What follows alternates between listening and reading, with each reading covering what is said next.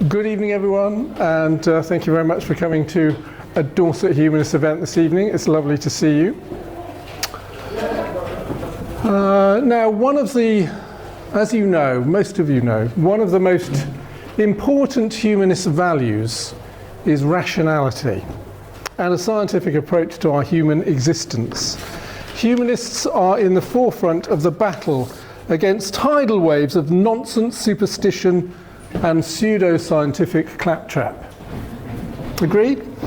And at Dorset Humanists, we promote the public understanding of science, and so we're particularly pleased to welcome Chloe here this evening to talk to us about evidence-based nutrition.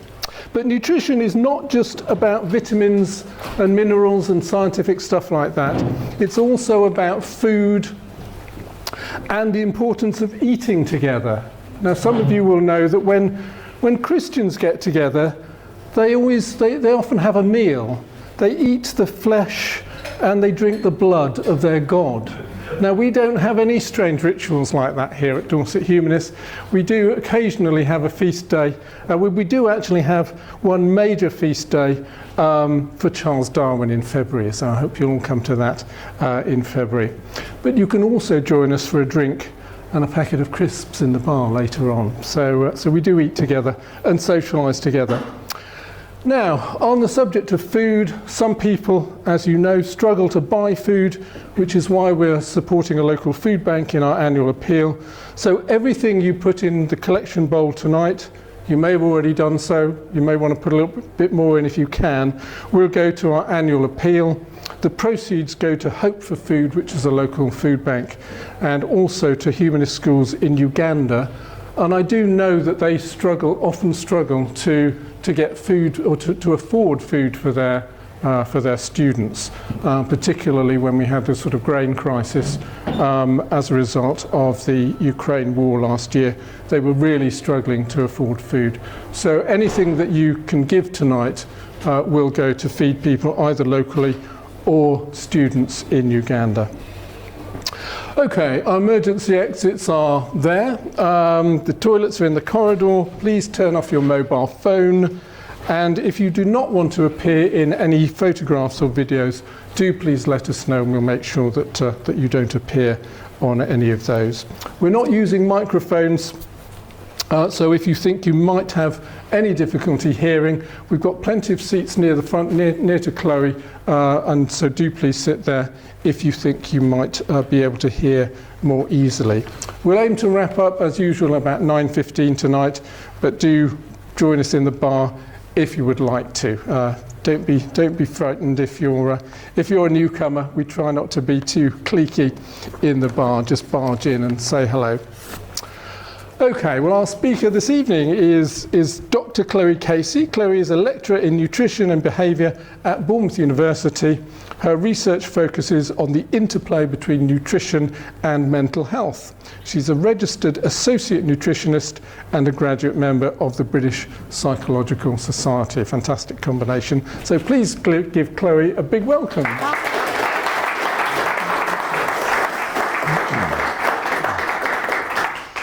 Hello, so thank you for inviting me. It's great to hear about everything you do for local charities and the community, so really honoured to be invited to speak to you all tonight. So yes, I'm Chloe Casey. I'm based at the lovely new building we have by ASDA.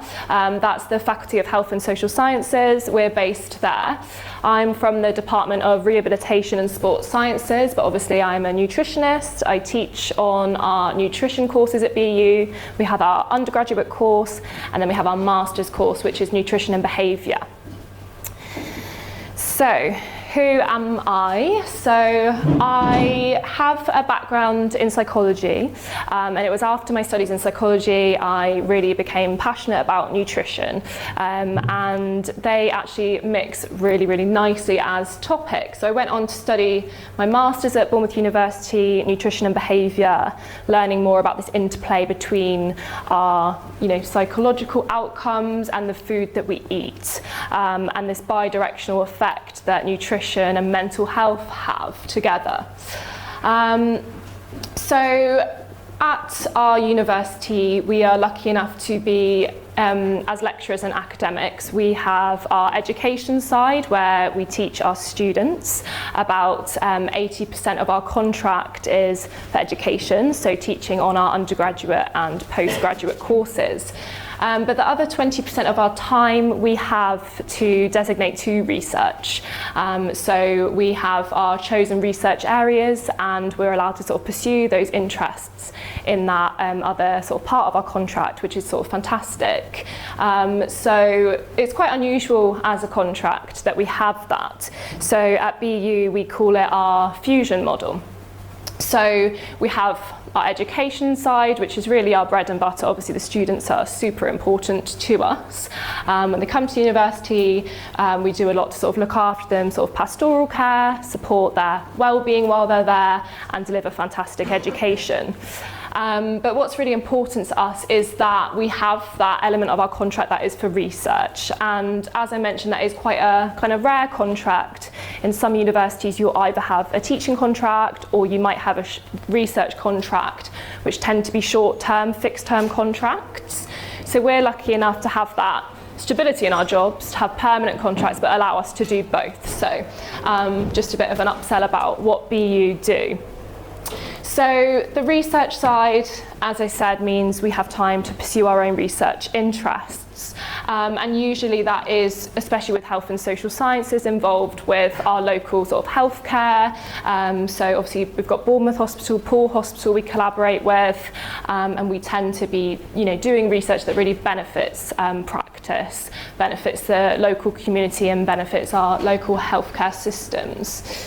It's really important to us as well that we have practice. So our third sort of element of our fusion model is that the research that we do and the education that we do is all sort of grounded in practice. So the research is informing practice, our practice is informing education. So a lot of our courses in health and social sciences obviously are related to healthcare, and our graduates go into the NHS to work. So we have that model where practice is really important as practitioners, researchers and educators. So that's just an overview of the kinds of things that we do. So tonight I wanted to give you a sort of broad kind of overview of nutrition and evidence-based nutrition.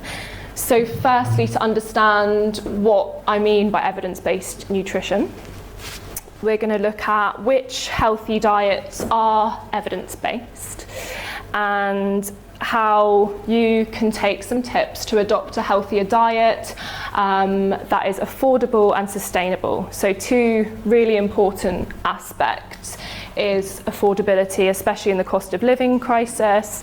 And a lot of what I teach in my sort of more psychology-based units is how are we going to encourage this healthy behaviour and healthy behaviour change in people in lower income groups. So I've always have that in the back of my mind, is making sure that having a healthy diet is affordable for the general population.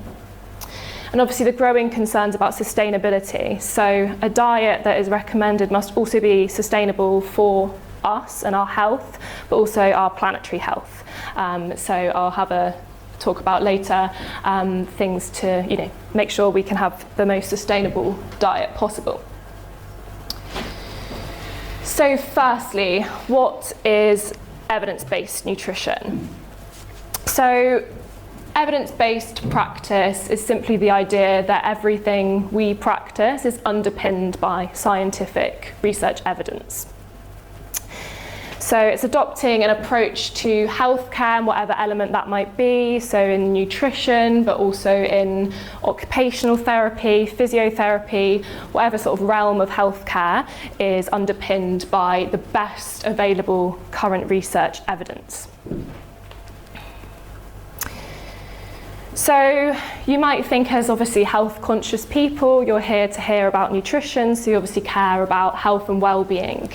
But in terms of accessing the scientific evidence that is available, unfortunately, science publishing is a very big business.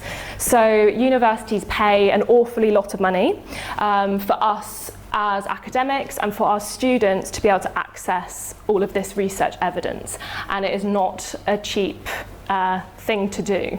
So there's more of a push for open access research. And basically, Bournemouth University really do kind of encourage us to publish in open access journals, because you might have noticed before, trying to access a published journal, they want you to pay money for the issue, but they also want us to pay money to publish in there. And you might be thinking, what is this? Do I not get paid for my writing? No, I have to pay them. So a lot of the journals have these big fees for you, article processing charges or open access charges.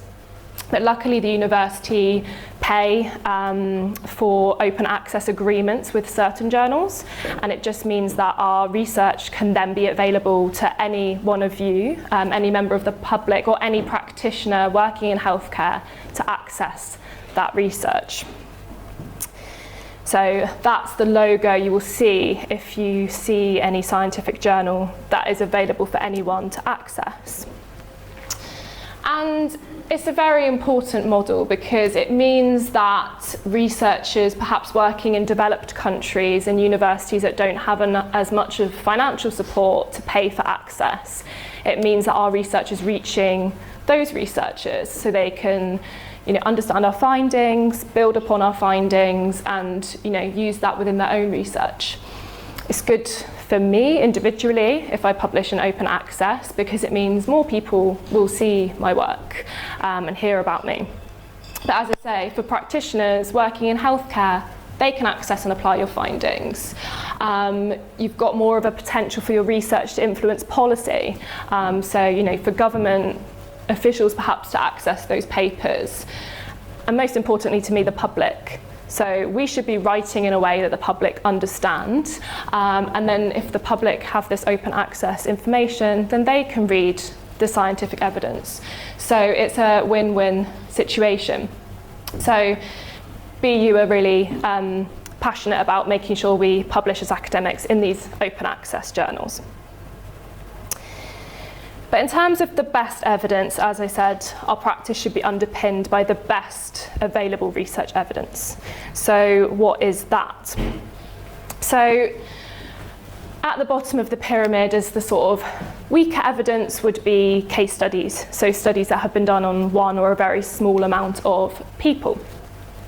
Then we have observational studies, which can be cross-sectional. So cross-sectional just means it's conducted at one time point. So I could take everybody in this room and ask you to fill out a diet quality questionnaire. That would be a cross-sectional study. So I've just taken one group at one time point. And I'm just observing how you already behave. So I haven't intervened in any way. As you go up the pyramid, longitudinal is better data, because that means I would have come to your humanist events maybe every month for a year, and maybe I've asked your diet quality every single month, and that allows me to have a database that looks at your diet quality across a period of time. So that's stronger evidence. But the strongest evidence is up near the top. We've got controlled trials. So you've probably heard a lot about trials that have been done in nutrition, for example. That would be somewhere, it's an experimental piece of research where a researcher or a research team have intervened and done an intervention. So maybe I have asked you to take vitamin D supplement over a period of time, compared it to individuals that haven't had that supplement, and then I'm trying to see a change. So that is when the researcher's intervening and doing something experimental and then measuring the difference in what's happened. And the best sort of trials will be randomized. So you'd usually have two or more groups, one group that received the supplements and another group that do not, so a control group, and then you compare them. But what's really important is if I took you all as a group, that I wouldn't choose who's going to be in which team. So you can be in vitamin D, you can be in the control. It's randomized, so all your names would go in a hat, and I'd split them up like that. So then it's a fair, unbiased way to see if that supplementation made a difference.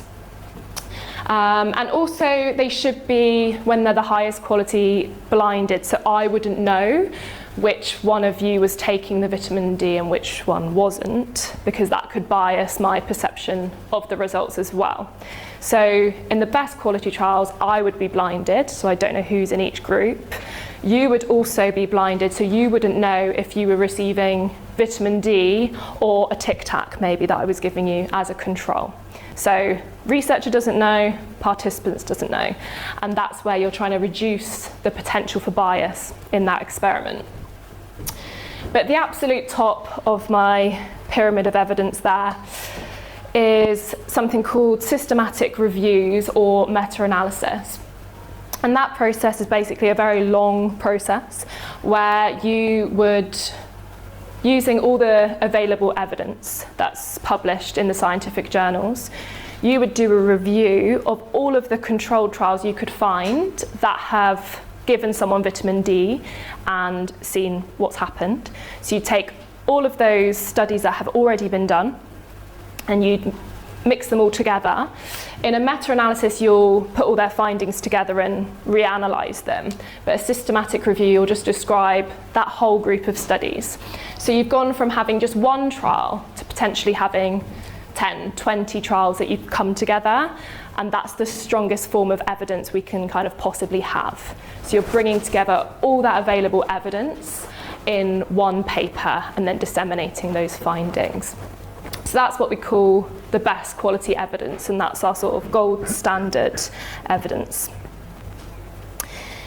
So in terms of nutrition, how do you know if someone follows evidence-based, science-based practice, or who's just an Instagram nutritionist?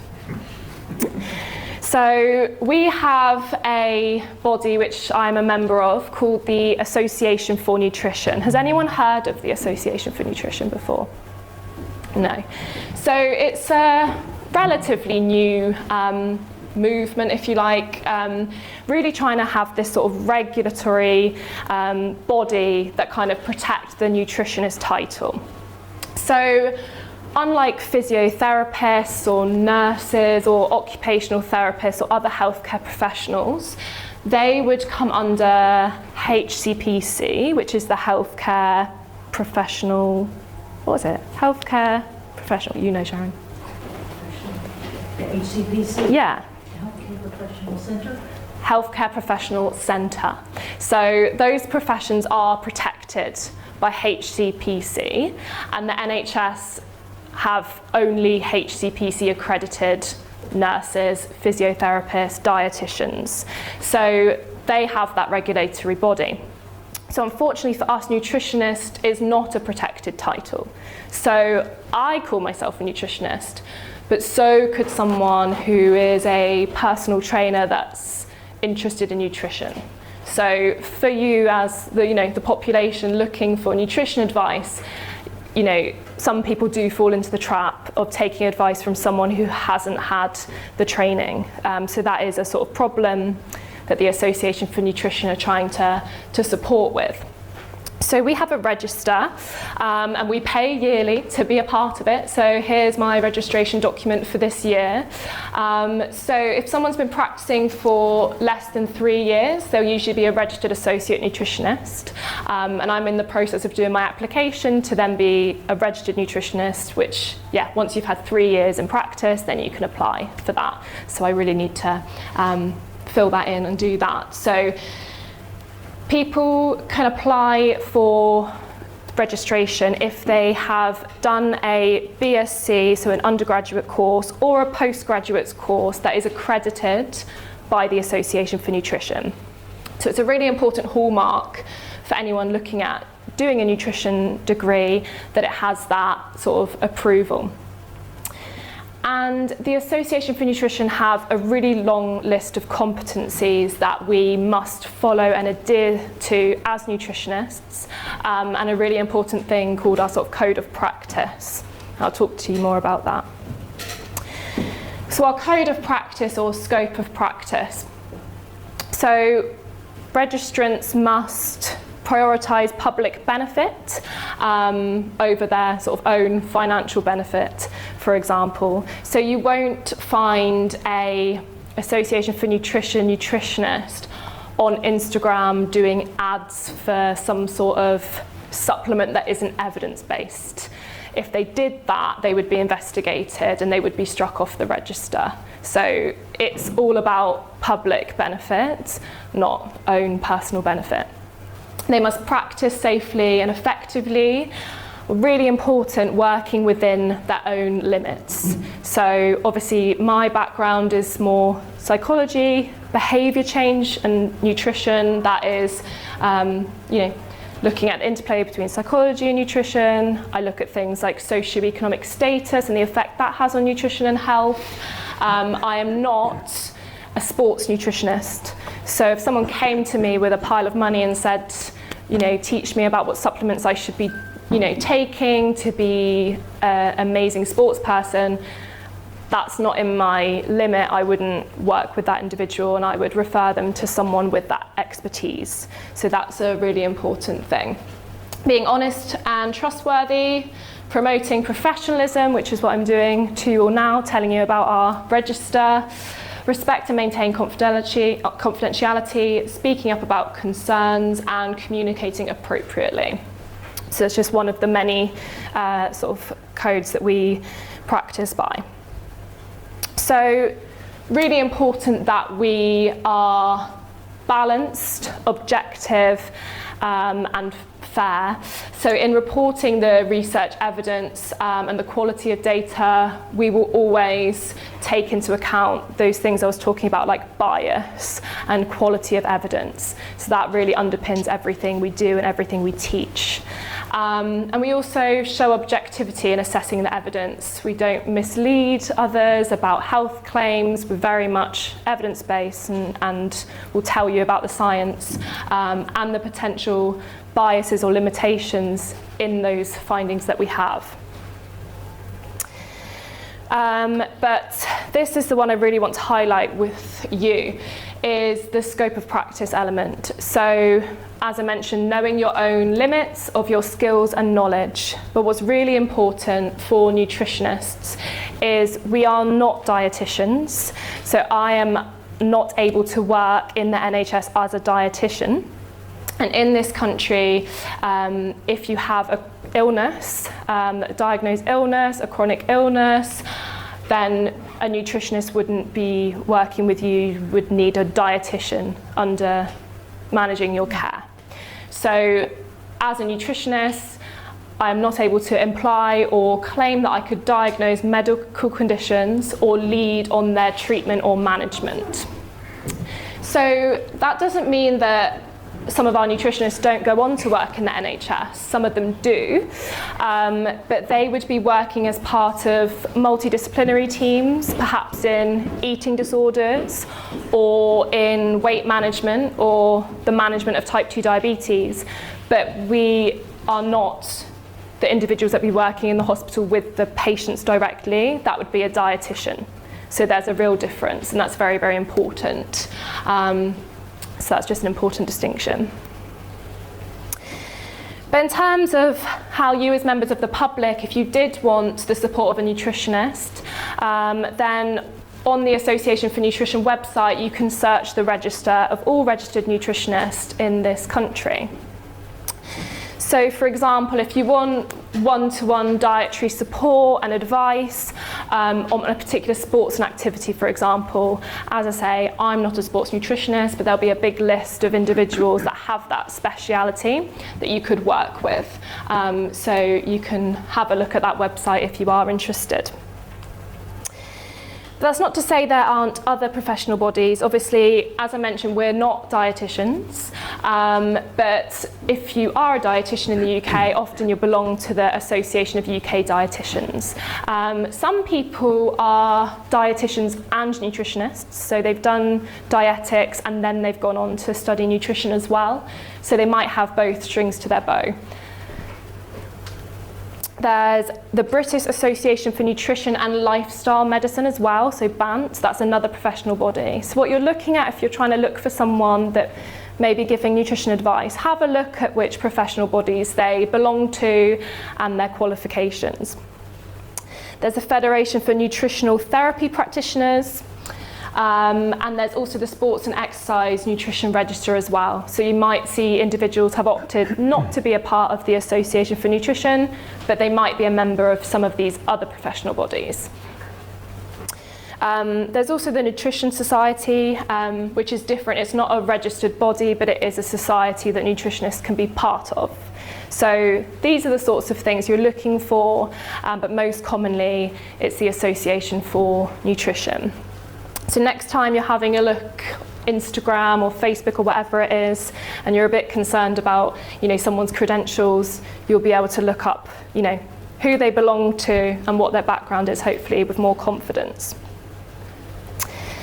So, moving on to a thing that probably interests you more than the Association for Nutrition, is which healthy diets are evidence-based?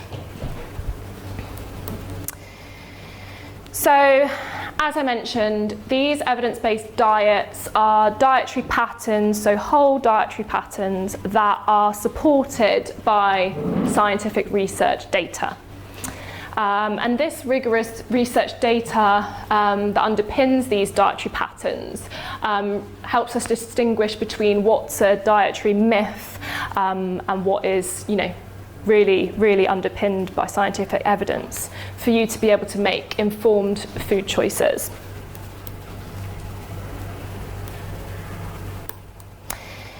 So, I thought I'd go through some myths before I go through the real evidence-based ones. So myth 1, carbohydrates are awful. Has anyone ever told you this?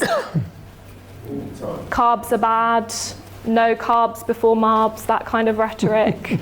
Yes, yeah. Marbella. Never mind. Oh, right. Showing my age. So, no carbs before. It's only way is Essex. Yeah. Never mind. So my taste in TV is not great. So that is not an evidence-based claim. You need carbohydrates. The only reason you might be encouraged by a medical professional to reduce your carbohydrate intake, or has anyone heard of ketogenic diets? Yeah. So the only reason an evidence-based practitioner would advise you to be on a ketogenic diet over a long-term period would be to manage epilepsy.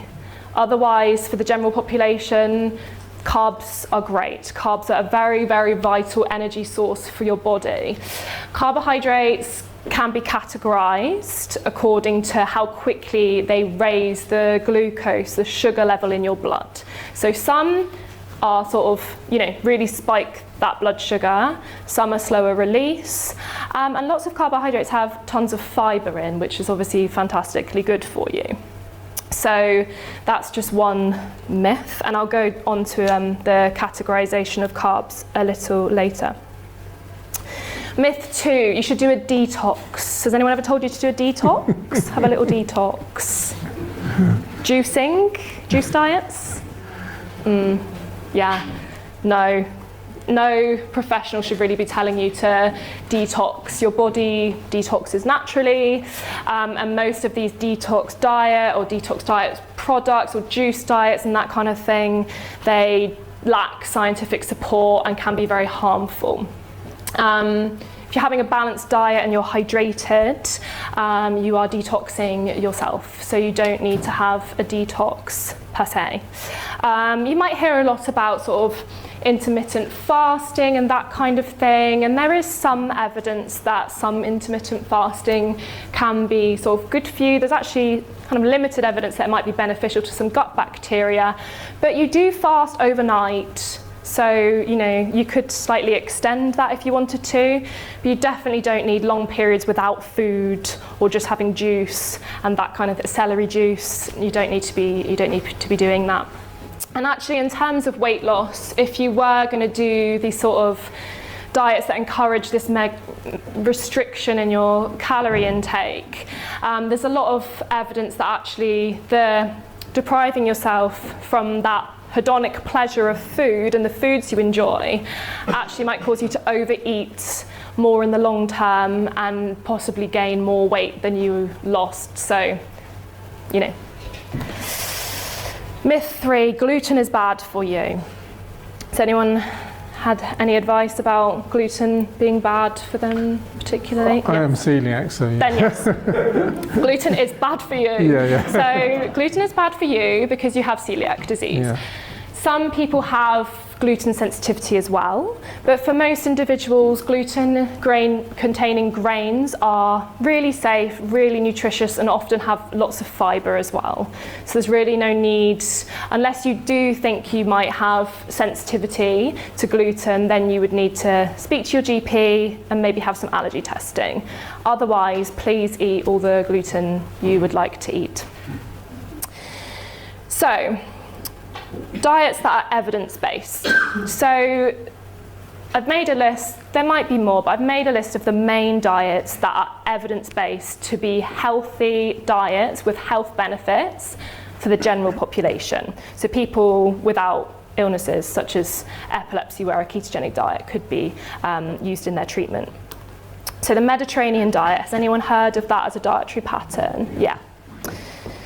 The DASH diet, heard of the DASH diet? Plant-based diet. What's that, sorry? What does DASH stand for? Dietary approaches to stop hypertension. So it's designed for hypertension, but they've actually found it has lots of other benefits as well. And we've got plant-based diet, which can be, you know, a touchy subject for some people in some families, but there is some good evidence for plant-based diets, or at least vegetarian diets with limited animal-based food. And a low GI diet. So GI stands for glycemic index. So I'll go on to that in a little bit more in a moment. So your Mediterranean diet is a very, very healthy dietary pattern to follow. And it's sort of based on the countries around the Mediterranean that are consuming high levels of olive oil, high levels of fruit and vegetables, lots of whole grains, and then limited, they have a fair bit of fish and poultry, but a very limited amount of red meat and limited amounts of dairy, but lots and lots of whole grains, lots of olive oil, and this dietary pattern, they believe, has many health benefits. So, improved cognitive functioning. So, there's a lot of evidence, and I'm talking about the highest quality evidence, so meta-analysis and systematic reviews. So collections of lots and lots and lots of clinical trials put together, all mixed up, everyone's had a look at all of the findings and established this consistency in findings that it improves cognitive functioning and can actually be preventative of dementia and Alzheimer's disease. Also, reduction in depressive symptoms, depression and anxiety. They think that the Mediterranean diet could be preventative or even used within the treatment, so a dietary approach to complement talking therapies or medication. Improved sleep quality in the Mediterranean diet. Improved cardiovascular health, so preventative of heart attack, stroke, and other sort of metabolic diseases as well. And evidence for its use in weight loss and maintenance of weight loss over a long period of time. So all of the diets that I'm going to talk about today are diets that are achievable for most people. Obviously the Mediterranean diet with olive oil is quite expensive, but there's variations of the Mediterranean diet that are affordable. And they're dietary patterns, so they're not just juicing or fasting or taking these milkshakes for a week. This is a dietary pattern that you would adopt over a long period of time, and they've been related to weight loss in the short term and weight loss that's maintained over the longer term as well. So it's not a quick fix, it's not something that's expensive, like pay $24.99 for these 2 shakes to replace your meals. These are dietary patterns that you can adopt over a long period of time, and they're associated with weight loss and maintenance of weight loss, which is also very important. And obviously because of the weight loss and the maintenance, also lowers risk of obesity-related diseases, so type 2 diabetes and cardiovascular diseases as well. So the DASH diet is the second one. So that's the dietary approaches to stop hypertension. So a lot easier just to say DASH. So the DASH diet is all about sort of, lowering blood pressure. So it's low in salt, low in saturated fat, and then it's rich in these nutrients that they think are sort of protective to blood pressure. So potassium, calcium, magnesium, and then fibre and protein as well. So again, it's a sort of a diet pattern with just adjustments. So you're just replacing some of the items that you would have had in your diet with these more healthier choices. So again, it's not a short-term fix. It should be something that you can sort of implement in the longer term. So if you're interested in DASH, you can look it up. There's tons of information about how to adhere to a more DASH type diet. Sorry. Yeah. Should we just be clear about, is that chocolate? Yes. Just checking. Magnesium. Yeah. So it's dark chocolate, sorry, but it's in there. Again, I'm a psychologist. Depriving yourself of things is not good for your mood. And also, depriving yourself of the things that give you pleasure also might mean that you actually eat more of them when you allow yourself to eat them. I'm all about chocolate as a part of a healthy diet, absolutely. And red wine, actually, in a Mediterranean diet. There's health benefits, they say. I think it's more the nutrients than the alcohol, unfortunately, but still. But in terms of DASH diet, obviously it's designed to reduce blood pressure. So that is an evidence-based finding that it does that. But also improves cardiovascular health, has been then applied to weight loss. So they've been doing these trials trying to lower blood pressure and realise the benefit of weight loss. So then researchers have gone on to run trials using DASH for weight loss, and it's been very effective. But also, again, it probably started with someone doing a trial and realising these people are having better well-being. So they've got better self-reported mental well-being. So actually it's possibly as well improving psychological outcomes. So people have then gone on to do trials looking at that, and there's a lot of evidence to suggest that it can also be beneficial for mental health as well. And reduce risk of colorectal cancer as well is another benefit that the DASH dietary pattern has. And then we have our plant-based diet. Does anyone adhere to a vegan diet in this room? Yeah? Okay, cool. Yeah, you do. Does plant-based mean that you don't eat any meat? Plant-based, it can be used as a very low animal product diet or a completely vegan diet. So it kind of encompasses vegetarian diets and vegan diets mostly. So at the moment the evidence tends to be bunched together. There's not tons of evidence that look at vegan diets at the moment, but it's building, obviously, with the growing popularity of the diet. But yeah, the evidence that I'll show you here that underpins this is vegetarian or vegan diets. So benefits include reduction in type 2 diabetes risk. And one of the biggest and most important benefits that we're quite interested in recently is the improved diversity that a plant-based diet gives you in terms of your gut bacteria. So it's improving the diversity of your gut bacteria, but it's also improving the, upping the good strains of the bacteria as well.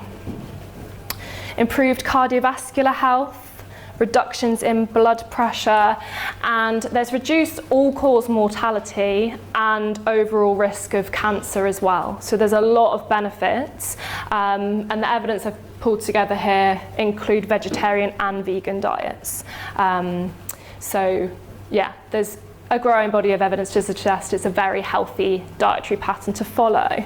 I am not vegan personally, so I include some animal products in my diet, but there's a lot of evidence to suggest they can have really, really good health outcomes to follow a plant-based diet or just reduce your intake of animal products. It's healthy in terms of you tend to replace them with more fibre-filled fruit and vegetables, and then it's healthy for your gut as well, and healthy for our environment if we were all cutting down a little bit on our animal products. Yes. Are you talking about 2% gain or 20% gain? I know they say better, and then you look at the small print and it's tiny. It's significant. So if we're reporting things, we report it in terms of significant difference. So we'd look at the diet versus a control diet, and in any of these outcomes, it would be a significant, so statistically significant difference. 5%. So it's a p-value, so 0.05% being down to chance. So that's the way we kind of look at a statistically significant difference. So yes, but you'll have to have a look at some of those open access journals and have a look at the results there to unpick that, yeah. I didn't fill this with loads of statistics. I didn't think you'd be too interested. So the low GI diet. So has anyone heard about GI, glycemic index, before? Yeah, perfect. So the glycemic index, as I say, each different carbohydrate sort of raises your blood glucose levels in a slightly different way. So those with a high GI, so white bread, for example, that will have a really quick, sort of quickly absorbed, a very quick spike in your blood glucose levels. If you were going to choose a brown bread with loads of seeds in, for example, that would have a lower peak. So carbohydrates are categorized due to that sort of classification. But it's not perfect, because you think, you know, watermelon, for example, very high GI, but then also super good for you. So I wouldn't be cutting out things from my diet that were high GI, but if I had the choice, which I do, between white bread or a seeded brown bread or a sourdough, I would always try and choose the one with more fibre, and that's going to have that lower sort of response for the glycemic index as well. But in terms of the health benefits, preventing type 2 diabetes, but also used in the management of diabetes as well. So the dietary management of diabetes would be trying to make swaps for these foods to make sure you're choosing those that have that lower glycemic response and slower. And also beneficial for weight loss as well. So there's strong evidence that, you know, using that classification and trying to adhere to a lower glycemic index diet could contribute to weight loss as well. So that's dietary patterns, but now I wanted to go through some tips for you about just adopting a healthier diet by making a couple of changes. So if you take away anything from today, then hopefully it's which dietary patterns are good for you, if you wanted to think about adhering to a dietary pattern that's good for you, or just making a couple of changes that promote better health and well-being.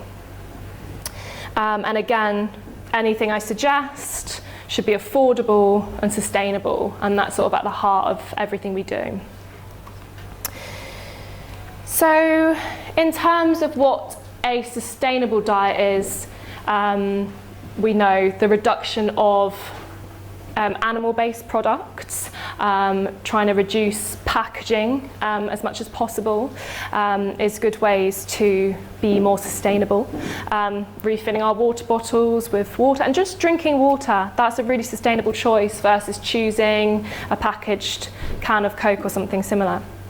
But in terms of what an evidence-based, healthy and sustainable diet is, there's a bit of a conflation in terms. There's not really a consensus of what that is, but it's a really growing research area.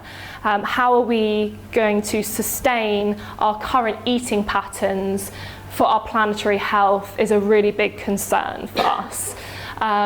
And obviously on my staff profile you saw at the beginning, we all have the UN sustainability goals, so the sustainable development goals. They're really important to us as a university, so every piece of research we do, but now every funding grant we fill in, we must be saying how is this contributing to the World Health Organization sustainability goals.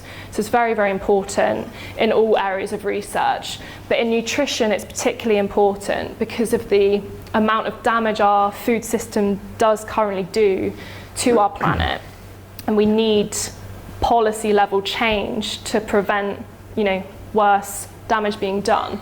So any advice that we give, and in our teaching we always include sustainability, and we look at the food chain, and we look at the environmental impact of the foods we're recommending, and we try and make swaps to be more sustainable. So the current definition that we share is that sustainable healthy diets are dietary patterns that promote all dimensions of individuals' health and well-being and have low environmental pressure and impact. They're accessible, affordable, safe and equitable, and also culturally acceptable.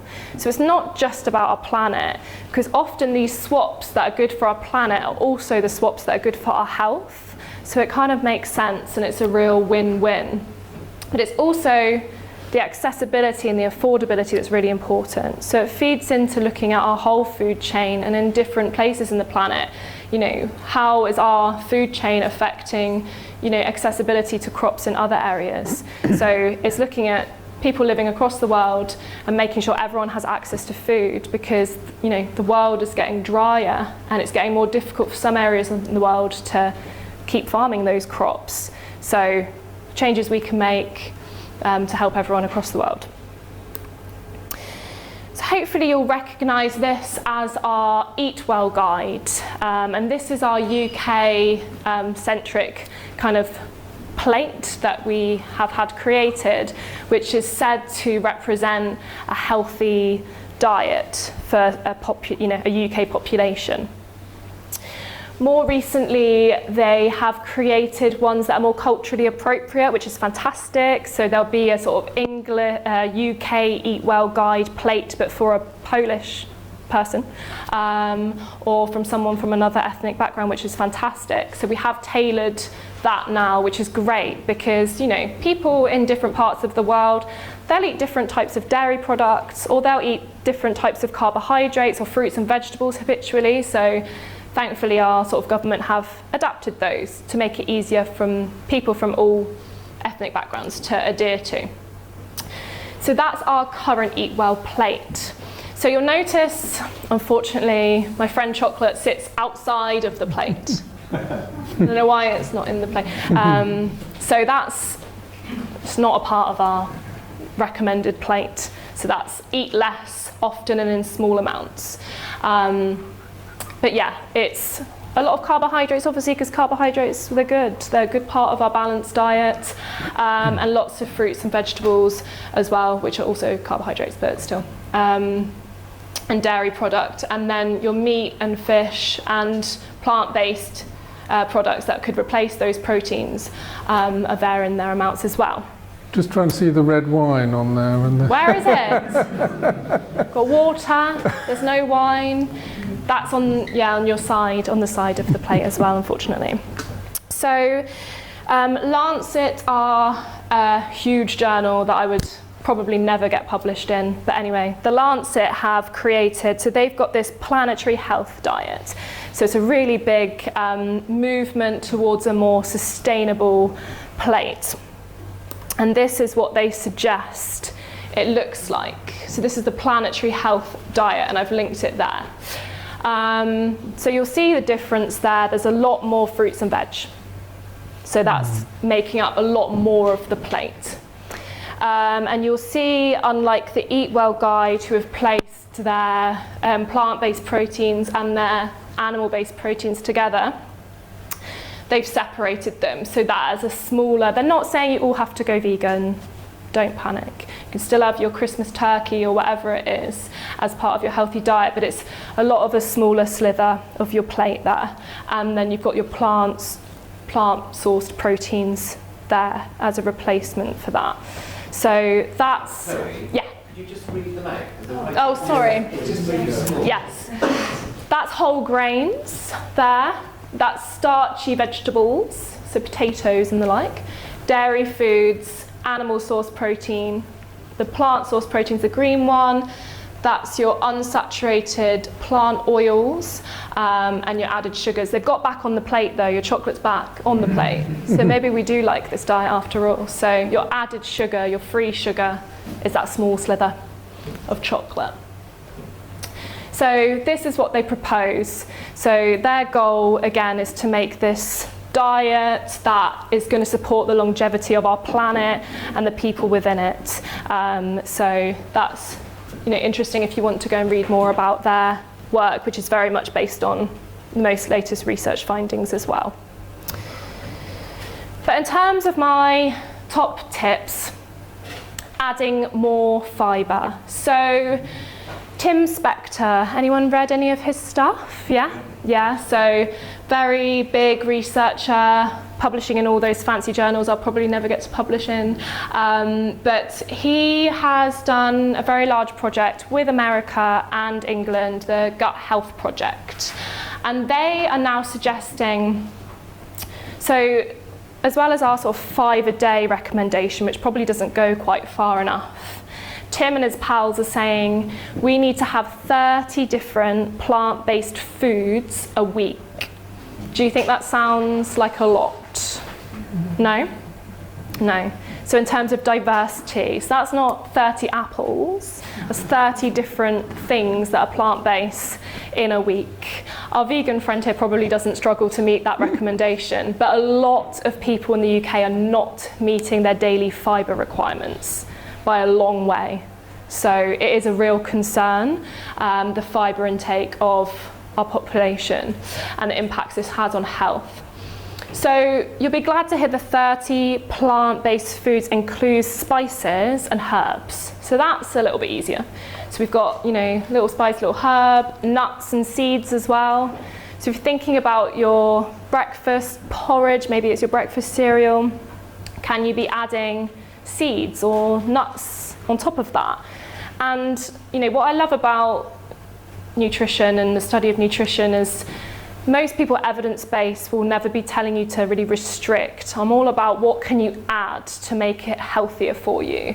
Obviously we've got a huge problem with overweight and obesity, but I think it's a lot more positive approach to tell someone, let's have a look at your current diet and what can we add for more health benefits. Because a high fibre diet is related to weight loss, so this plant-based diet has strong evidence that it contributes to weight loss. There's also a lot of strong evidence that it's affecting your gut microbiome. So the types of bacteria you have in your gut are very protective to your health, and also very protective to your well-being as well. So your gut and your brain interact all the time. So how healthy your gut is bidirectional, and it contributes to depression as well. So if we're eating a real diversity of food, and this is what this study suggests, it's the diversity of the 30 different types of food, they're all contributing, they're all feeding your gut bacteria, making it healthier, and that's protecting your gastrointestinal tract. It's helping your immune system, so that barrier in your gastrointestinal tract stops toxins from leaking through, and it's protecting your brain from these toxins as well. It's really amazing. So I recommend you read a bit more about that if you're interested. Yes? Can I ask about that subject? When you say 30 different, or when Tim Spector says 30 different types, how different do they have to be? Are they different categories of things, or different grains would count? Yeah, different grains count, different nuts count, different seeds. Every different species of nut. Absolutely, yeah. So it's all about diversity, yeah. And I know you think, oh, my food shop, how am I going to do, especially if you live alone, 30 different things. But if you think about if you stock up with chia seeds, maybe a packet of flax seeds, chia seeds, that if you buy it from Lidl or Aldi are actually not too bad in terms of affordability. If you're just putting a little bit on cereal or porridge every day, that bag will last you a long time. So it doesn't have to be all fresh stuff. It's your herbs and your spices, your frozen peas, maybe some frozen spinach. Anything you can add to your meals to contribute to this diversity is good. So ultra-processed foods, or UPFs. Have you heard much about ultra-processed foods in the news? We must all reduce ultra-processed foods. Yeah, I do think that we do need to reduce ultra-processed foods, but I have some caveats. So ultra-processed foods, are categorised by this NOVA categorisation. So 1, 2, 3 and 4.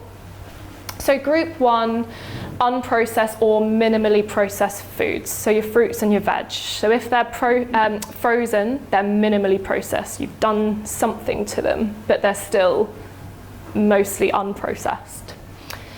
Processed culinary ingredients, so oils and the like, they are processed a bit. You've taken whatever, sunflower or olive, and you've done something to it to get it to be an oil. So that is processed.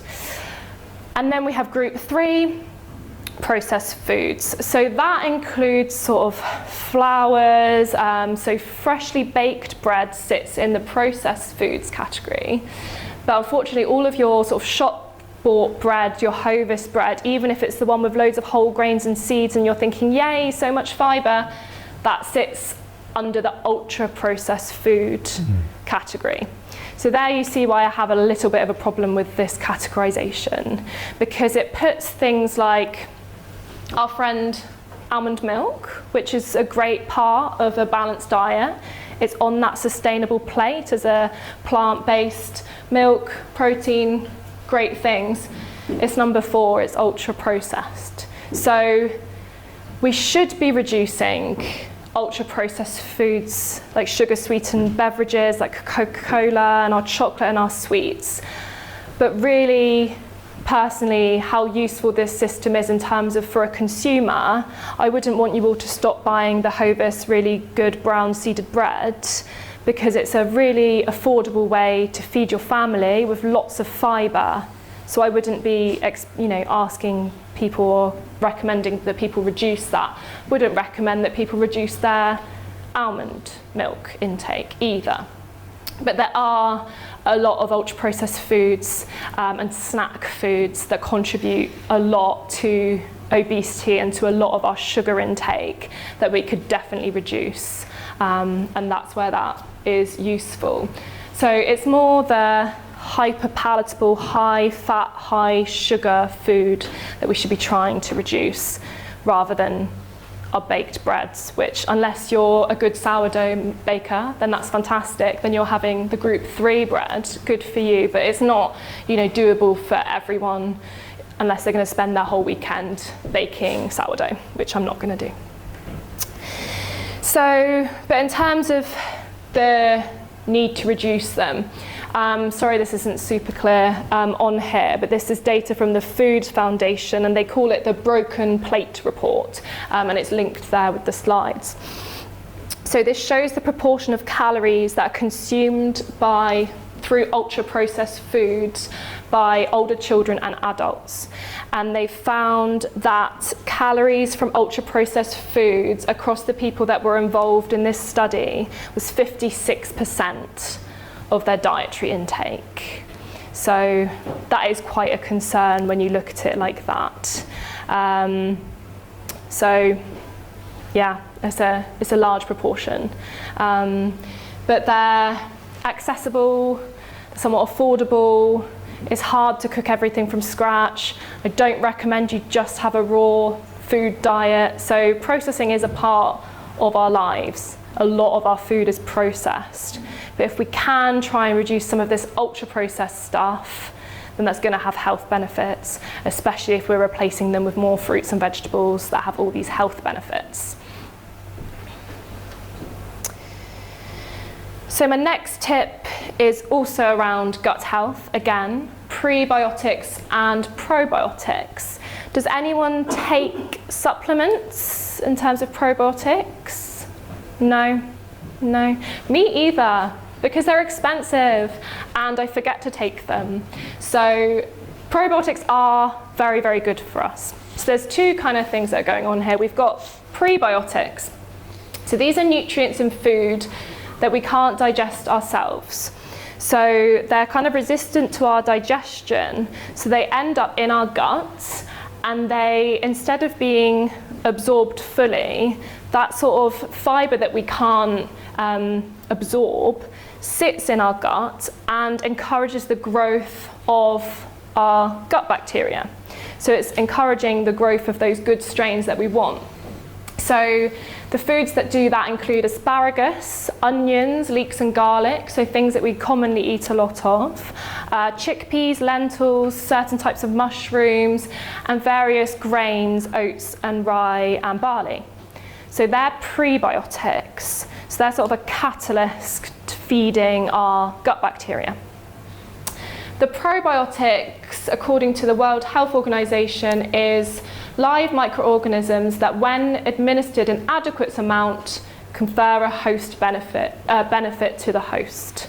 So you will see a lot of people trying to sell you probiotic supplements and probiotic drinks and that kind of thing, and they do tend to be really expensive. So we do have really strong evidence that they can have a really good benefit on our gut bacteria, but it's very, very dependent on the individual's gut bacteria, and all of ours will be different. So it's influenced by environmental exposure, so your diet across your lifespan.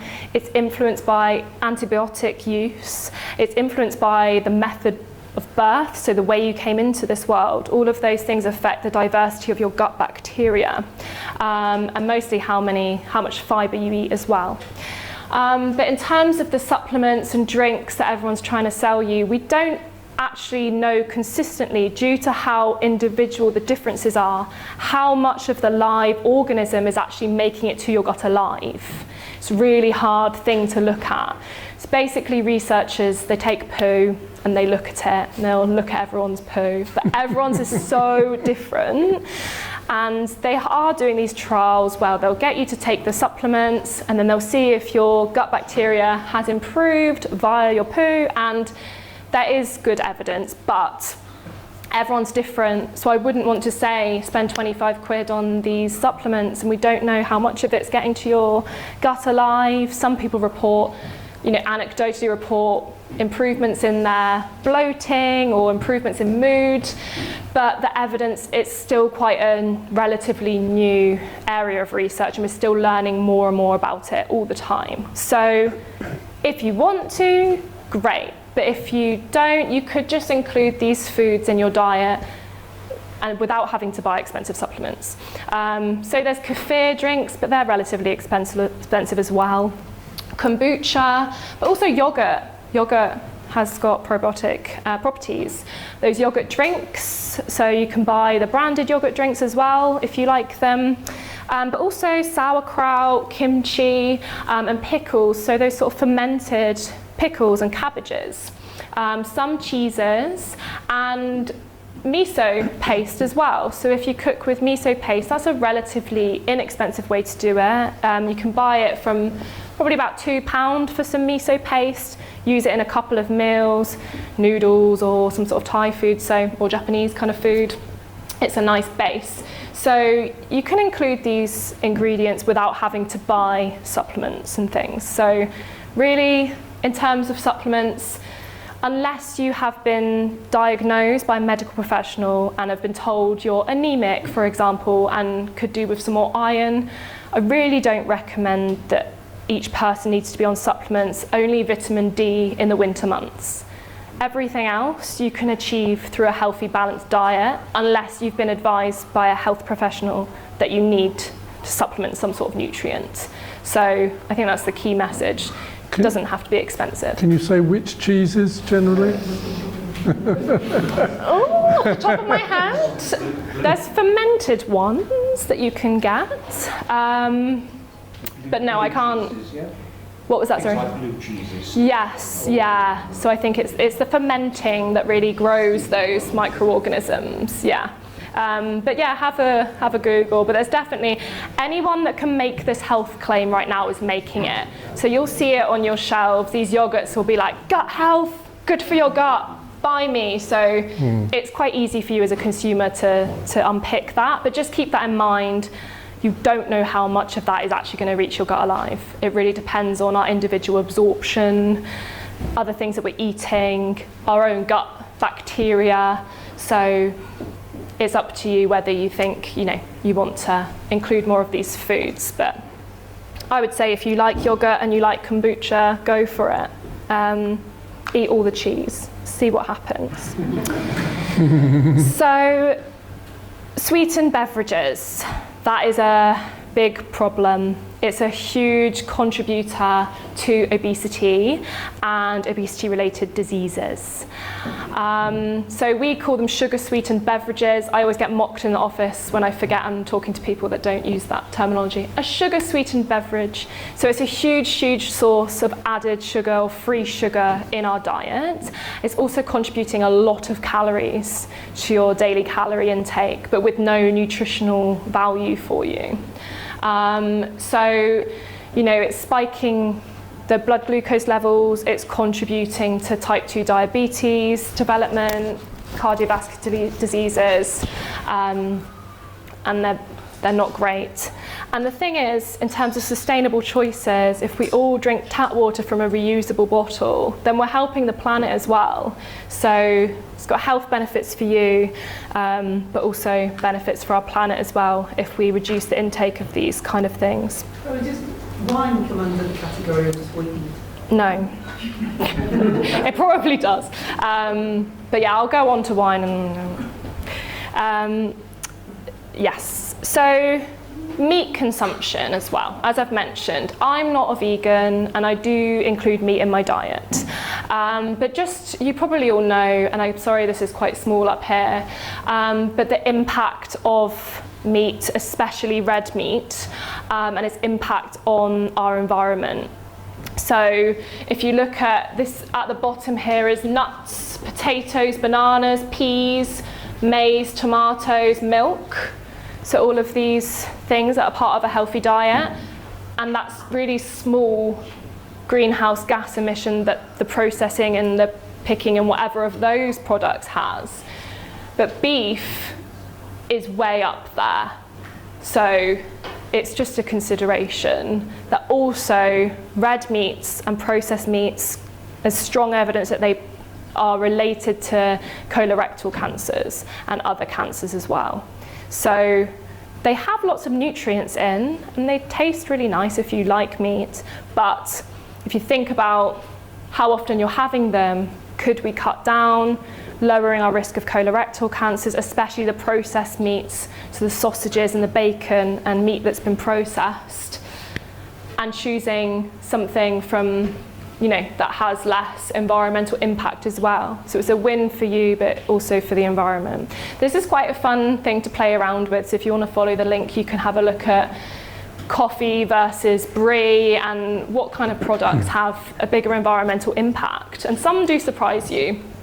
I don't want to talk about coffee because I'm dependent on it, but it's quite high on the environmental impact. Yes? It seems pig meat is quite down on the scale there, so that means sausage and bacon is better than beef. But then it's bad for you. Oh, yeah, because it's processed. I'm sorry. But yeah, it's further down for the greenhouse gas emissions. Why would the two beefs be so different?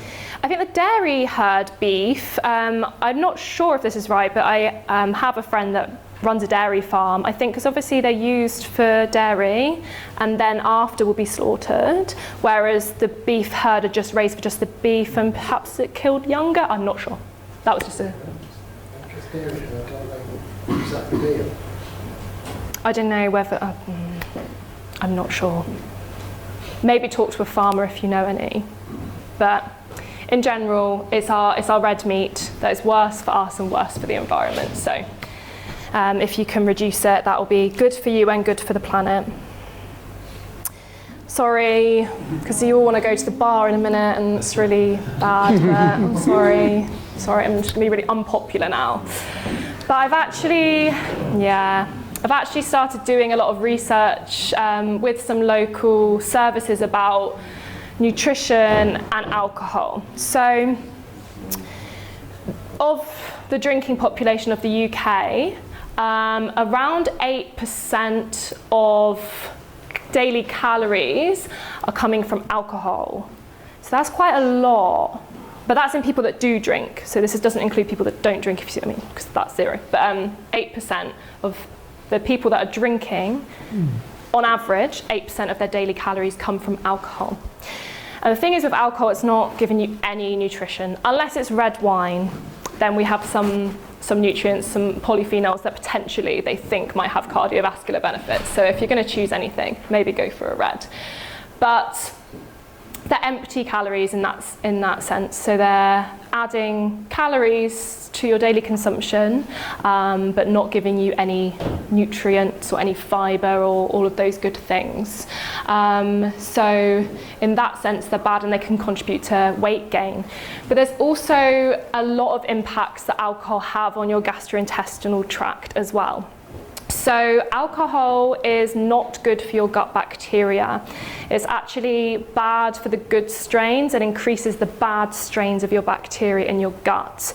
So it can cause this thing called dysbiosis and disturbs all your gut bacteria. And that's sort of long-term, quite heavy drinking. It also affects all different parts of your gastrointestinal tract, and that's why it sort of contributes a lot to cancers of the throat, of the mouth, and various other parts of the gastrointestinal tract as well. And the permeability of your intestine and that barrier that you have in your intestines, it's called villi, and they're like little fingers and they're all over your intestines, and that's how you absorb nutrients. Alcohol actually damages these and causes damage to these villi. So you're not absorbing nutrients as well as you would be if you didn't drink alcohol. So it's hard to say how, because everyone's kind of different, but this is in quite heavy drinkers. You'll see damage to that gastrointestinal tract. You might see dysbiosis of the gut bacteria, and it means that toxins are making it to your bloodstream because you've got a damaged intestinal wall. So you'll see a lot of nutrient deficiencies in people that drink alcohol heavily. They might need B vitamin infusions. They probably won't be able to absorb B12 very well, and they might need injections or something. So it's really affecting the way we absorb nutrients. And then if it's taking up a lot of our calorie intake, it's not giving us any nutrition either. I'm sorry. But yes. Is there any merit in taking one of these probiotic beers every now and then? I mean, that's genius. You've just hacked it. I think we should give it a go. Why don't we do a case study? Well, you can use me. Okay. It'll be the lowest form of evidence, but it will be good, yeah. Yeah. Do a little bit of research on that. Yeah? Maybe a couple of weeks. You just cling on to that research, yeah. Yeah. But it's 14 units a week is our guidance. And that doesn't mean all tonight.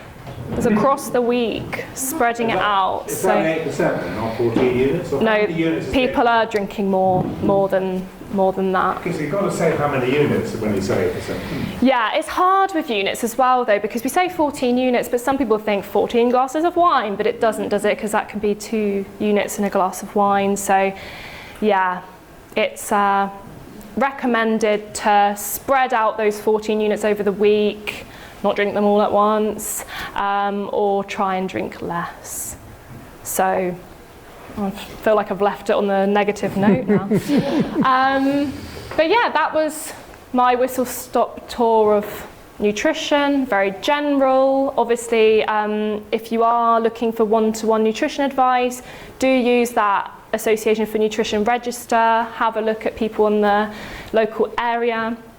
Also, obviously, my nutrition background is different to some of my colleagues. I've got colleagues that look at women's health. I've got colleagues that do look at sports nutrition. So if you're interested in other areas of nutrition, then I've got other colleagues that could, be useful to come and talk to you one day. But thank you so much for having me, and I'm open for questions.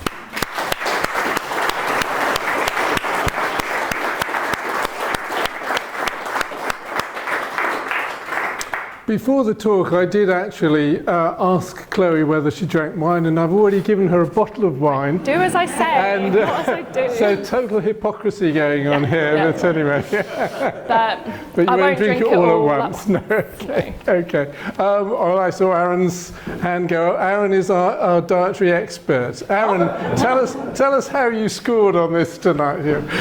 It's scoring I want to talk about, because Okay. I've done one of these how long will you live things. And Oh, God. It takes all the smoking and the health and the exercise and the diet, everything in there. And I did one of these once, and if I ate my 5 a day, which I don't, and if I did all the nutritional stuff, I'd get a year and a half longer or something. It wasn't Okay. like you'd get a decade. Is it worth it? Well, that's the question. I'm wondering. So, what would you say if there were statistics and you did this perfect life? What would Phil be adding to his life? Yeah, I mean, for me personally, my psychology background, I always have that in mind of what is the benefit to you. I mean, for me, eating healthy, I feel physically better, I feel fitter, I feel more alert. If I eat the sort of sugary foods, then I'll feel a bit sluggish. If I drink too much alcohol, I'll feel not great. So for me, it's improving how I feel now, my alertness and my ability to get up and going in the morning. So, you know, and it's definitely not good to deprive yourself of the things that give you pleasure, because we have this hedonic response to food, dopamine rush when we have something like chocolate, so that high sugar food, and which is actually quite good for our mood. So obviously you shouldn't use food as a way of coping, but you shouldn't deprive yourself on those foods, because if you do have this perceived deprivation, which you get in a lot of these fad diets, and you feel deprived, you're more likely to then overeat in the longer term, as I said. So it's all about balance, but it's, you know, I'd hope that eating well would give me a longer, healthier life, because we want to live healthier for longer, not just longer. We want to be physically active and feeling well for longer, not living with chronic disease. So I'd hope that it does, but if not, then it makes me feel better now. So, you know, I think, you know, if you made some of these changes and felt better, then it's a win. More mint sauce on my brain. Yeah, great. Well, add some peas. Yeah. Barney. There's a gun to your head and you have to drink one of the following. Okay. So let's assume that they're both equally appealing, so the same psychological benefit. Okay. You can choose a can of Coke or a can of Diet Coke. Am I hungover? Could be. If I'm hungover, Coke. Okay. That's How the about just a cure. hot summer's day in the garden? I don't really like Coke unless I'm hungover. You have to read Okay. one. You have to have one. Depends. If it's for weight loss, Diet Coke. But I personally, there's a lot of evidence that sweeteners aren't great for us either. In your face, these Catherine. Yeah, so it's hard. If it's for weight loss, then if you're going to have 10 Cokes a day, then please have the Diet Coke, because your teeth are going to fall out and you're going to gain weight. But they don't think the sweetened beverages are great for you either. So depends on preference. If it's just a one-off and you want a normal Coke, have a normal Coke. But don't have 10 a day or you won't have probably great teeth. Great. Yeah. Yes, lady there, yes. Hi. Is shop-bought sourdough healthy? Yeah. Yeah. Yeah, so it's had that fermented process. So it's like a prebiotic. So yeah, it's good for you. If you buy like the brown ones as well, then it's got more fibre. So yeah, it's still processed. It might also be ultra processed. If you're making it yourself, then it will be less processed. But again, I'm not against buying processed bread. I buy ultra processed bread because I can't make my own bread, and I wish I could. And it has other benefits, like I say, the fibre. And it's a cost-effective way to feed a lot of people, and it's a good staple that's part of your family diet. So I'm not against ultra-processed bread. Yeah. Yeah, lots of hands going up, but I'll try and get to everyone. Steve. Does it make any difference whether your vegetables are organic or whether they just mass produced? Yeah, they do. Organic. Yeah, I haven't done tons of looking into organic vegetables. They're just a lot more expensive. But yeah, there is some evidence that the soil quality is better, so then the nutrient quality is better. But in terms of for a consumer, if it's affordability, it's still going to be really nutritious, really full of fibre if you buy the 30p carrots versus the £1 carrots. So, yeah. And another Steve? if we're generally eating an unhealthy diet as a nation, whatever, why are people living longer? It's because of improved healthcare, antibiotics and cancer treatments and treatments for cardiovascular problems have all advanced. So we are an ageing population and living longer, but not necessarily living healthy for longer. And the obesity rates are rising and rising and rising and rising. In our young people, we've got much younger people getting type 2 diabetes really young, which wasn't happening before. So we're going to see a lot more unhealthy older adults moving forward. So it's a real concern. But yeah, life expectancy has gone up, obviously, with advances in healthcare. Yeah. So would you eating healthy, even longer?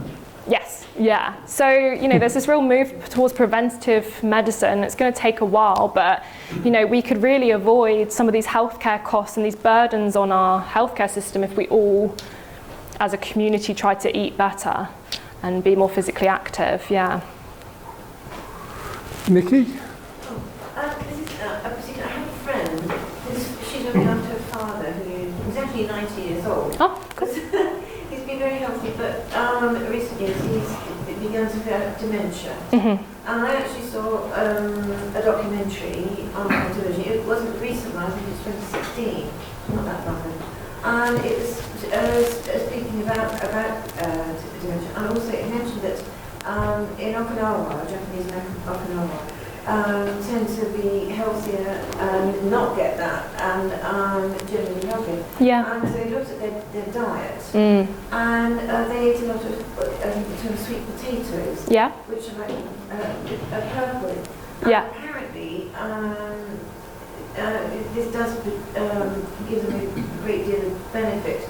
And I think it was somebody, he was about 100 years old, was 90 something, and he rode around a bike. Yeah, yeah, just, yeah. And I'm wondering what conclusions, or how we even moved on since 2016. Yeah. I know they did suggest in the documentary that over here, we would potatoes are difficult to get, but any purple fruit or vegetable, like grapes or blueberries, anything that contain this, I can't remember the name of it. Yeah, so polyphenols and stuff. Yeah, there's tons of evidence that diet is preventative. Is there anything else that you could? So omega-3 is with fish.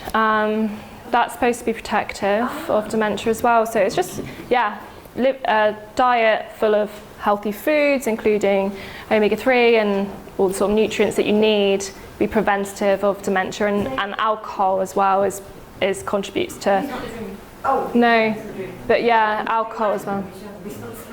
But yeah. Is there anything you could suggest as well as the purple coloured fruits that would be good for him?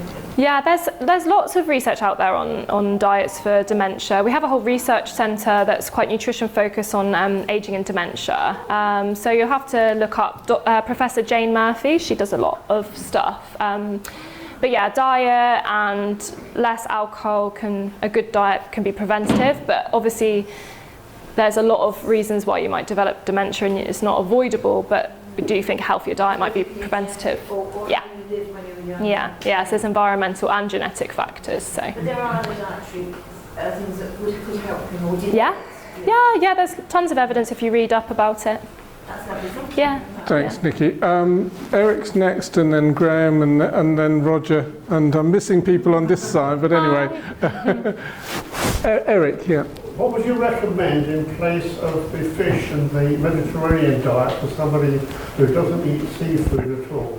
Okay, I would recommend if you don't eat seafood, have a look at supplementing omega-3 because it is really, really good for you. Simply by taking supplements? Yeah, and they're not expensive, so I won't make you eat the fish if you don't like it, but you can take supplements and they don't have to be expensive, so cod liver oil. So I know it's... there's no food that could... There are plant-based sources of DHA which is what you want to look at. So have a Google, like walnuts and things, but the fish, it's got the best conversion rate, so it is best to get it from the fish. But no, vegans, if you there's a lot of plant-based kind of options you can have, but there's also supplements that you can get that are vegan, so they're algae-based. Yeah, I'm aware of the Yeah, so yeah, just have a quick Google at what supplements are available or what things you could add, but yeah, fish is the best source that you're going to get most from, but there is plant-based sources as well. And what advantages does the olive oil have in that diet? Olive oil, they think is very protective. So they've done sort of single nutrient studies. So it's like the polyphenols and the types of fatty acids in there really beneficial for health. So it is a more expensive oil, but yeah, if you can add it to salads and things, then. And do the various levels of the olive oil, sort of super virgin or what? Yeah, so the more expensive ones will have kind of the more benefits, but yeah. What you didn't mention was the happiness factor in diets. Yeah, so Mediterranean diet. They eat the food they eat because they enjoy eating it. Absolutely. Yeah, absolutely. Yeah. And eating socially makes us happy. So yeah, it's really important. And you're pushing against that when you want to have the ideal healthy diet. Yeah, I mean, you've got to weigh it up between having the food you enjoy. Don't cut out all the foods you enjoy, but see if you can make some healthier swaps. Yeah. You're welcome. Thanks, Eric. Graham. Following on the documentary about purple sweet potatoes, when that came out, I was very interested. Yeah. But at the end, they said you can't get them in Sainsbury's, you can get black currants. So I've been eating black currants since then for the anthocyanins. Yeah. And I've been following anthocyanins, and I've got a plug here in light relief. The purple tomato, which was developed by Norfolk Plant Science, and has been approved for use in America, but we haven't got it approved here yet. Yeah. It has as much anthocyanin as a blueberry. Great. And it's much cheaper, and it's GM, and you can grow it with hydroponics. It's something it's great. I want to grow. Yeah, do it. You have to start your own community vegetable patch growing these great tomatoes. I think that's an important one. It's absolutely. much easier to grow than blueberries. Yeah, we need that, and they'll cheaper. So Roger, and then Aaron. Yes, and you talked about a bit about research and nutrition and stuff. How much collaboration is there working with actually the growing vegetables and stuff, particularly making them more sustainable? Yeah. You mentioned a bit about olive oil, and the way olive oil is growing. I can have nothing. Only several trees when I lived in Portugal. The way that they're cultivated is very, very expensive because they take quite a lot of nutrients. Yeah, absolutely. Yeah, there's a lot of collaborations with trying to make more sustainable food systems. So it's a real sort of multidisciplinary approach. There's also a lot of psychologists looking at sustainable eating, because psychologists are really important in how are we going to get the population to get on board with sustainable eating. So what are the barriers? What are the facilitators? What are people's perception of sustainable eating? How are we going to encourage people to do it more and to make those changes? So yeah, it's very much interdisciplinary. They'll be needing to include sort of people that work in food productions, food systems, farming. It's going to be a whole multidisciplinary approach, definitely. Aaron was next. I'm a guilty meat eater. I love it, I'm afraid. And I'm hoping that lab-grown meat will be the way of removing my guilt and reduce the carbon footprint. Yeah. Assuming we don't all just eat solid red meat, is that the answer? Is that a better way to go? It is ultra-processed, so there's there's lots of great vegan meat replacements and things, but they're very much processed as well, so there's that trade-off. But yeah, great sources of protein and great for the environment to be making those choices over the other. So it's up to you if you like those meat alternatives. If not, then just reducing the meat and adding more chickpeas or lentils or something into whatever it is you're cooking. So just reducing the meat rather than completely removing it is still going to have a positive difference for you and the environment. Aaron has never eaten a chickpea or a lentil. They're so good! So when you reduce the meat, it'll just be less, so small. Just more mint sauce. I'm going to focus on this side a little bit. I will get back to you, Fiona. I know you've had your hand up. David. I changed my diet about 40 years ago to a vegetarian diet. Okay. And at the time, you know, there was some almost a little bit of hostility. I would get invited to somebody's place for dinner and I'd say, look, I probably don't mind, but it would be, oh, what's the matter with meat? You know, and, is it all about killing animals and so forth? So I detect there's been a big sea change, but still, I wonder if it's enough yet, considering the relative contemporary nature of the arguments on climate change, which adds a completely new dimension to the old arguments about, you know, ethical attitudes towards that. So really my question is, do you think the government will have to, or should, and to what extent, kind of influence and intervene in the way in which they've done with, for example, smoking? So smoking is in heavy decline now. It's banned in lots and lots of situations. Do you think we may see some of that? Definitely. It's going to be a real public health approach because it's not sustainable the way that our food system is going currently. And we've made these sort of climate change pledges, and the food system was a big part of that. But then people have come back and, you know, experts have said it's not going nearly far enough. So it is going to be a real push, depending on which government we get next, whether they'll make more moves to do it. But it does need to happen because it needs to happen sooner rather than later, and there is going to have to be that public health approach and that psychological approach of how we're going to make this more acceptable to people. It's obviously, the media has a huge influence, and it is having an influence, and people are, you know, really more, you know, receptive to these messages and, you know, seeing the consequences of climate change. So yeah, it's going to be a policy, media, public health.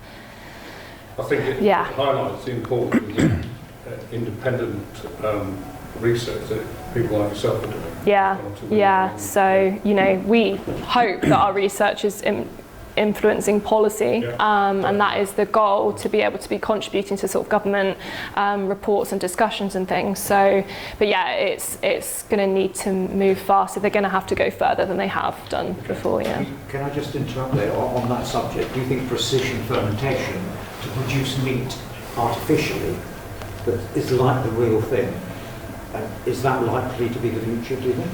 Yeah, I mean, food production companies are going to see it as an opportunity to make money. So there's definitely going to be a rush to create, you know, see how many vegan alternatives are on the market now versus 5 or 10 years ago. Food manufacturers are like, this is big money opportunity. So they are going to be putting lots of money in, you know, investment in the production of these sort of, you know, sustainable swaps. So yeah. Would you eat artificial meat? I do eat artificial I mean, grown in a reactor from the cells of an animal. No, I wouldn't. I'd have no need to if I'm satisfied with the diet I have. But yeah, if it's creating something that's really palatable and sustainable, then yeah, it's great. And cheaper.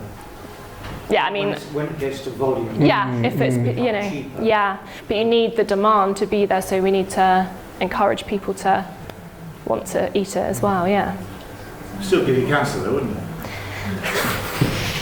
Everything gives you cancer. It's meat, isn't it? If they grow it in a reactor, or they grow it on an animal's back. Yeah, but then it's more sustainable. So, Get it in the perfect shape as well, and no gristle or anything like that. Fiona.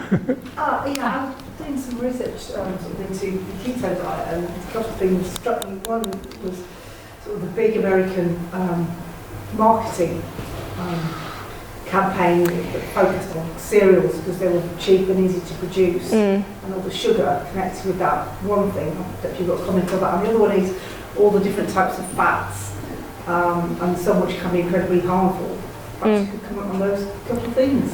So the ketogenic diet, as I say, there are benefits that it could be good for weight loss, but then if you can imagine cutting out all sort of, well, it's very, very small amount of carbohydrate, so it would sort of contribute to weight loss, but also can give you kidney stones, so it's not really safe on the long term, unless you've got a medical condition, like I say, epilepsy. There's evidence that it could be really helpful in the treatment of epilepsy with other medicines. And there is some research about it in Alzheimer's and dementia, so the brain is not running off the glucose but is running off ketones, and then it might have a difference on cognitive decline. But outside of that, for the general population, there's really no need to cut your carbohydrate down that low. It's, you know, it doesn't go with our sort of dietary guidelines of carbohydrate intake. And you haven't really mentioned cereals. I mean, I'm of the belief that sort of most cereals actually really aren't that good for you. Well, it's the added sugar to it, yeah. Sugar. Yeah. Would you agree with that? Yeah, but they're also a good source of fibre, and a lot of the sort of cereals that we have on the market will be fortified with vitamins as well. So if there's a household on a very, very low income or food insecure, then it's providing nutrition, it's providing carbohydrate with the milk, protein, but then it's also fortified with various vitamins as well. So I wouldn't necessarily, you know, advise against having them. But yeah, if you choose the lowest sugar options, then that's going to be better. Yeah. And then the oils, I mean, research that I was looking at was suggesting there are some saturated fats and oils that are used, particularly in processed. I mean, coconut oil is saturated, but it still has health benefits. Yeah, I can't remember all the definitions because they're a bit complicated. But yeah, it's a real preference of cooking oil that you want to sort of use. Some of them are more stable at higher temperatures, so some are better for roasting, and so it's a real personal preference. Coconut oil's really good for you, but then it is a saturated fat, so that to be used in sort of more moderation, but it's really personal preference with oils. I can't remember all the different terms. Some of the manufactured fats like margarine and everything. Yeah. Do you believe they can have a really detrimental effect on your health? Yeah, but you know, according to our Eat Well plate, it should be a very small amount of your daily, you know, intake should be coming from those. But no, I wouldn't sort of demonise any of them particularly. But yeah, olive oil particularly has a lot of health benefits. So if you're, you know, going to choose an oil, that would be a good one. Let's go to Celine. Hi. My name is Celine. Language is not English, so sorry. Okay. I want to talk about two different food, like one raw milk, the second one is salmon. Sour milk. Salmon. Salmon. Okay, yeah, Salmon. yeah. Fish. Yeah. Firstly, recently in my social media, I come across lots of nutrition scientists, people, and they say like exactly the same effect as alcohol.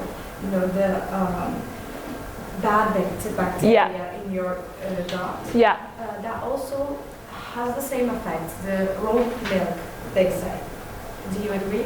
I don't know much about raw milk, but I know that obviously milk is pasteurised to reduce the sort of bacteria that could be harmful to us.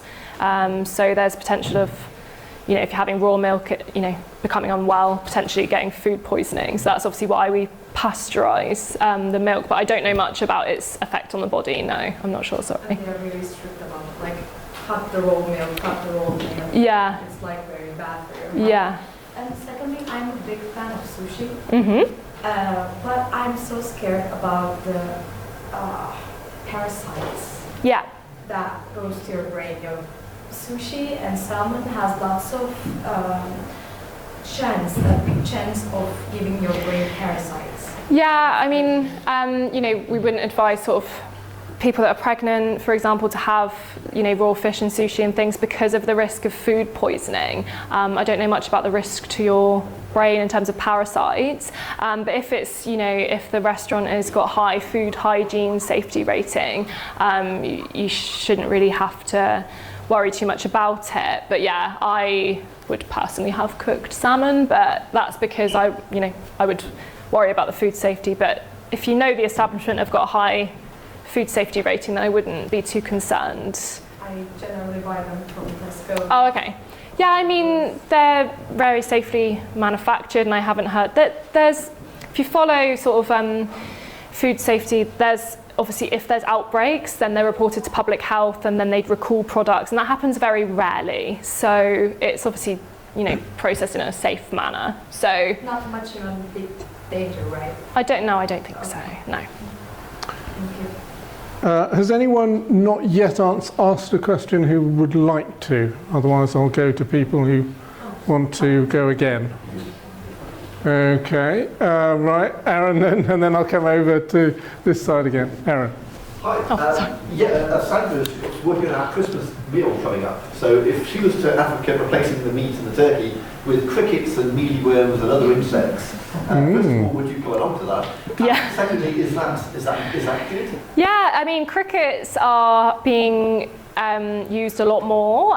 So other countries eat crickets sort of a lot, but in the UK, it's a sort of future food is considered a really high source of protein, really high source of calcium as well, and you can have them, they're like barbecue flavored, and if you just don't look at the wings and the eyes, they're somewhat palatable, like nutty in a crunchy kind of way. Yeah. Because my friend that does her PhD in sustainable eating, she's always got crickets in her pocket and she's always trying to get us to eat them. So, but yeah, great source of protein, great source of calcium from all the bones. Yeah, it's dry, so I can say. But you get them cheese and onion flavoured as well, Yeah, I'd rather have like a nut roast for my Christmas, rather than cricket roast. But they are a good alternative. Good source of protein. Okay, we're nearly out of time, but Nikki and then Steve. Nikki, and if you can just ask one question, that would be great. Thanks. Yeah. It's a little bit amusing to me.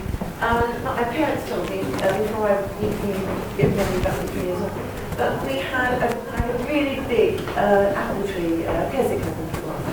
And apparently, I wasn't there, no memory of this, but I used to go around it on the, didn't cut the lawn that often, and I'd pick up the ones that had fallen and just munch them, not the core. But apparently, according to my parents, I ate a lot of ones that contain bugs, the ones that get into the fruit. So I obviously had quite a lot of fruit and protein from Gorgeous. What you're saying. Very good. Very good for your immune system, why not? Yeah. Excellent. They're not still inside you, are they, Nikki? They're not still inside you. As far as I know, no, I think they sort of passed away. I was just going to ask, Steve. For years they sort of demonise fat. Fat is quite an important part of our diet. And especially as you go geographically into the colder countries, you need more and more fat for calories. Yeah. And one of the advantages of eating meat, for instance, is you can get a lot of protein or calories in one sitting. I mean, if we go for a sort of Mediterranean diets and things like that, we'd have to be grazing much more often. Would we be snacking all day to sort of keep up the equivalent calories of eating a big plate of meat as such? Yeah, I mean, I think it's the types of foods that will keep you sort of fuller for longer though as well, if you're having a lot of whole grains and vegetables and things. So you've got that slower sort of glycemic response, so potentially keep you fuller for longer. So yeah, it would be a big change if you're used to eating a high meat diet and then, so. So we'd be sort of looking at eating smaller amounts but more often probably. Yeah, I mean, yeah, you could do. Yeah. Nigel? Quick one on cereals. Of the basic ones that are available, mentioned the avoid the sugary ones, what would be the best best nutritious choice of cereals? Cereals? So I'd look at sort of bran flakes, more of the whole grain kind of ones. And then, I'd say things that are fortified, so Rice Krispies are good. They're fortified with lots of different vitamins and minerals as well. But yeah, I just go for those more bran-based or Weetabix or porridge and that kind of thing. That's an obvious product, really. Yeah, Weetabix is very good. So that does come under the ultra-processed banner? Yeah, it does. It does. Yeah, sorry. Yeah. I wouldn't worry too much about the ultra-processed categories. I mean, as part of a balanced diet, but it's more the real high sugar, high fat ones you want to avoid. So you can choose well within that ultra processed category. There's a lot of arguments about that categorization not being helpful for consumers, and especially when we're thinking about lower incomes, it's just really not a helpful message to have out there, So yeah, it's just choosing wisely, sugar and the fat content as well. Yeah. I think we'd better wrap things up, but I will just allow one more. Roger. On other things, you mentioned things like oats. Do you think it's generally better to ferment things than not ferment? Depends what you're fermenting, or like you're home fermenting some things. I mean, in some cultures, like people ferment their own milk and things. I've not tried. I'd probably buy a kefir drink or something like that. But in terms of oats, yeah, you could do overnight oats. I don't think it really changes the nutrient content that much, but tastes good. So, but yeah, oats are more digestible. Yeah. Potentially, because obviously the way you cook and deal with carbohydrates changes their glycemic index as well. So like roasting is different to boiling a potato. So, but yeah, if you're interested, look up the glycemic index of different foods and it will break it all down for you in different cooking methods and things as well. Okay, Chloe, fantastic evening. Great. You've given us so much information. That's Thanks great. for having and me. Please give Chloe another big round.